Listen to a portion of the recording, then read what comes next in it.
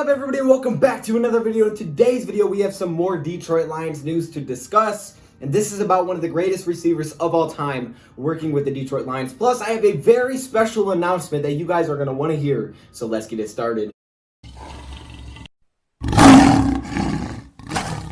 Welcome everybody to another video. Glad you guys are here, and today I came across some recent Detroit Lions news that also has Calvin Johnson involved. So I thought let's do this video because it is kind of getting late. As you guys can see, we are in a different environment. Currently I'm at the other house right now, so if it's a little bit more echoey and things like that, I do apologize. And that's why the background looks different. That's why the lighting is different. I don't really have everything over here. It's kind of a mix until we get the internet, so I do apologize. But this is some really interesting Detroit Lions news, and I thought we would talk about it before it gets too late tonight, where I'm getting this video out too late. So hopefully I get this one out pretty soon. Plus, I had the huge announcement that I recently received, which I'm just dying to give you guys, and I think I can't hold it back any longer, okay? Plus, I need your guys' help. So let's first talk about this Detroit Lions news. Basically, if you don't know what I'm talking about, Calvin Johnson worked with the Detroit Lions receivers this summer. He worked with the Detroit Lions receivers this offseason. Now, not necessarily on the field, but in a Zoom call. We know about the quarantine and everything like that was going on, and because that Zoom calls were literally everything. And we know Calvin Johnson hasn't had the best relationship with the Detroit Lions ever since he has left Detroit. I mean, there's a lot that really goes into it. We're not going to necessarily dive into that in today's video. We just know the relationship isn't great, and I guess Calvin Johnson says it's kind of nil as of now, that relationship. But he did take a step to possibly starting to mend that relationship and kind of hopefully work it out together, because we know Barry Sanders has built a very good relationship with the Detroit Lions. We know it was kind of bad there for a little bit, kind of same thing with Calvin. Hopefully that gets better, because, you know, the legend Calvin Johnson himself, we want him to feel really good about Detroit and the Lions and their organization and everything like that.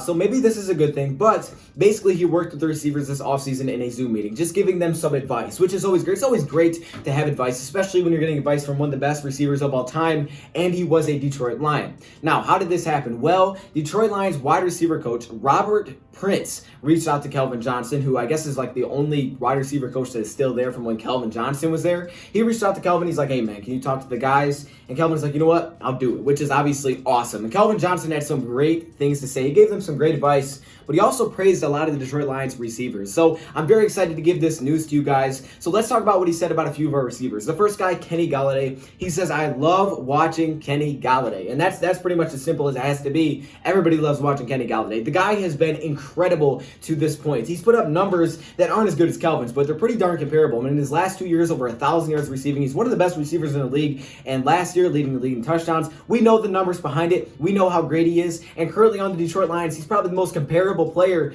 to Calvin Johnson when he was here. But he's like Calvin, that guy that's to go up and get a type of threat, that deep threat, you know, when in doubt, throw it up to Kenny Golladay. And his, you know, catch rate isn't super high. Calvin Johnson's catch rate was never that high with the Detroit Lions, but Kenny Golladay is that deep threat, over 18 yards per target last season. That's who Kenny Golladay is for the Detroit Lions. That's similar to what Calvin was for the Lions. Now, Calvin was to do it all. Calvin was one of the best of all time, right? Kenny's not on Calvin's level yet, but when it comes to play style, I'd say the most similar player we have right now is Kenny G, and he's only in year 3. Well, actually, now he's in year 4, but that just sounded better because it rhymed. Heart goes out to Marvin Jones. We know, unfortunately, he lost his son. I don't want to get into that because it's some really unfortunate news, but definitely prayers up to him and his family and his son up there. But, you know, it's very unfortunate, but, you know, Calvin had his best wishes to Marvin Jones Jr. And then Danny Amendola, he talked about how it's great that Danny is over here. You know, Danny has been a great fit for this Lions offense. He loves what Matt Patricia and the Lions are building over here. He's one of the guys that do support Matt Patricia and this regime. They're trying to build this culture. So, you know, you love it. I love the Lions receiver group. It's arguably the best group that we have, and it's great to get to hear from a guy like that. I mean, just that on its own, like when you get to hear from someone that's so great at what they do,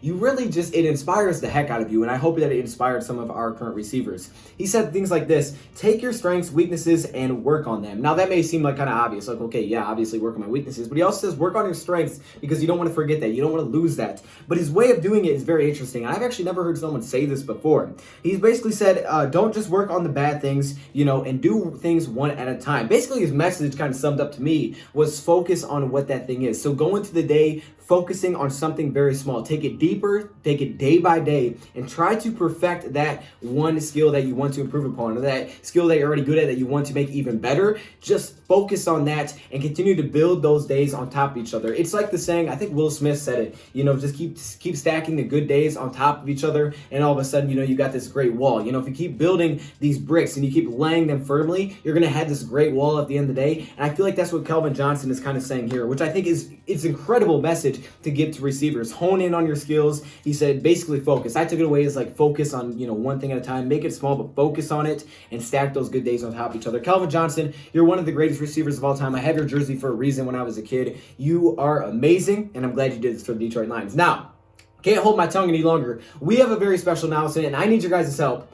Drum roll, please. I'm not kidding.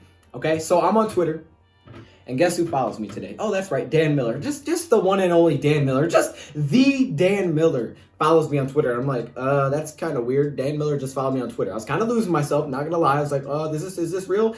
And then all of a sudden, he messages me back because I messaged him before, and he said, let's do this thing, let's DM. So basically, Dan Miller is gonna be on the show Wednesday night, 8 p.m. is what we're shooting for right now. This Wednesday, Dan Miller. Now, if you don't know who Dan Miller is, first off, go look him up. But secondly, he's the Detroit Lions play-by-play guy. He's the radio guy. He's the Fox guy. He's the post-game guy. If you listen to Detroit Lions on the radio, it's Dan Miller. He's that guy that makes everything more exciting. He can make a boring play seem awesome. That's Dan Miller. He's going to be on the show Wednesday at 8 p.m., man. I am so excited. So what I need from you guys is to go in the comment section below. Let me know some questions for Dan Miller. Just send them to me any way you can, and I'll take some of the best ones, and I'll ask him those because I know you guys are excited. I'm potentially going to do this live.